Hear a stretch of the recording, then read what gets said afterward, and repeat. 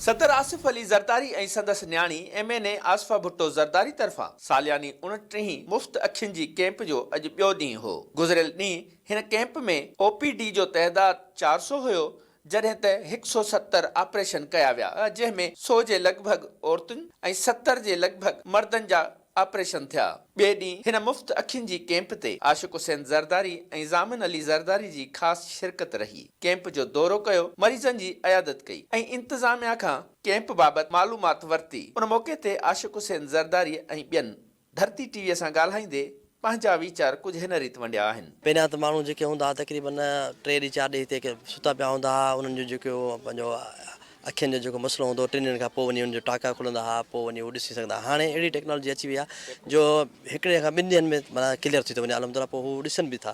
सो अहिड़ा जेके कैंप लॻनि खपनि ऐं अलहमदिल्ला असांजी जेको कैंप हिते लॻल हूंदी आहे उहो 3 ॾींहंनि जे लाइ हूंदी आहे, पर असां कोशिशि कयूं त असां अञा हिकिड़ो ॾींहुं वधायूं, जेको रहियल हुजे उहो बि थी वञे।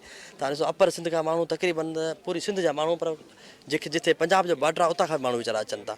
जेका बि असांजो सिस्टम तव्हां ॾिसो पिया, मानियूं नंगर न्याज़ सभु हले पियो, जेके ग़रीब आहिनि उहे बि अचनि पिया।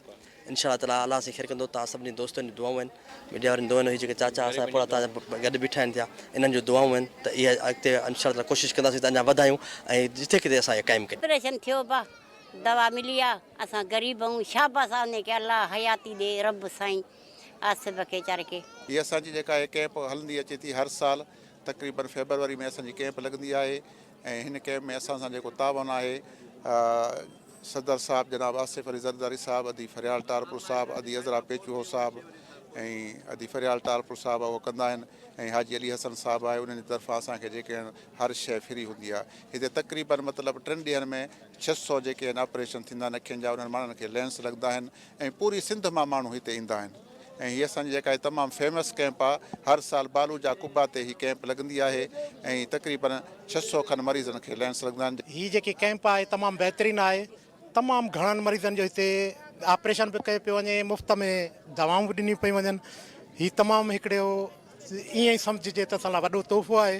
हीअ असां ते सदर साहब जी वॾी महिरबानी आहे, बीबी आसफा साहिबा जी ऐं अदी फरियाल टालपुर साहिबा जी, जो हेतिरे माण्हुनि जो ऑपरेशन थिए थो, मुफ़्त में दवाऊं बि ॾिनी वञनि थियूं।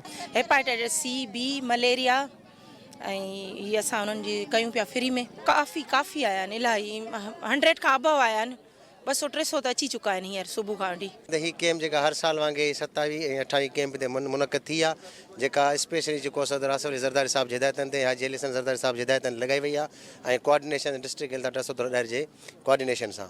ऐं अलहमदिल्ला हींअर जेको कमु आहे तमामु सुहिणे नमूने सां हली रहियो आहे, छो जो हिकिड़ो जेको अखि जो हिकिड़ो ऑपरेशन आहे सुठो लेंस जो एल्कोन जो लॻंदो आहे, उहो तक़रीबन कास्ट 50,000 रुपया खाए थी। उहो जेको आहे सो हिते फ्री ऑफ कास्ट 3 ॾींहं ग़रीब जेके माण्हू आहे पूरे सिंध मां अचनि था, उन्हनि जी जेको फ्री जेका आई सर्जरी थींदी, उन अगरि असां हिते जेको हॉस्पिटल मोबाइल कैंप्स जेके आहिनि उहे बि लॻाया आहिनि, ताकी ग़रीब माण्हू जेके परे परे अचनि था उनजो फ्री में सर्जरी थिए, मुफ़्त में ट्रीटमेंट। हिननि चयो त कोशिशि करे रहिया आहियूं त हिकु ॾींहुं वधीक कैंप लॻाई वञे त जीअं परे परे खां आयल को अखियुनि जो मरीज़ रहिजी न वञे। कैमरा टीम सां गॾु इम्तियाज़ कीरियो, धरती TV, नवाबशाह।